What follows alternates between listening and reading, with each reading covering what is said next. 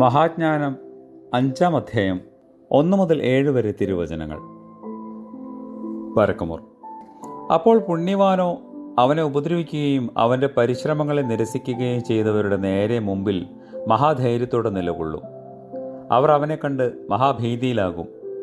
അവൻ്റെ തേജസ് കാണുമ്പോൾ അവർ അത്ഭുതം കൂറും. അവർ പശ്ചാത്തപിച്ചും നെടുവീർപ്പിട്ടും കൊണ്ട് പരസ്പരം പറയും, ഇവനെയാണ് ഇത്രയും കാലം നാം പരിഹസിച്ചിരുന്നത്, ഭ്രാന്തർക്ക് അപമാനവുമാക്കിയത്. ഇവൻ്റെ ജീവിതമോ ഭ്രാന്താണെന്നത്രേ നാം വിചാരിച്ചിരുന്നത്.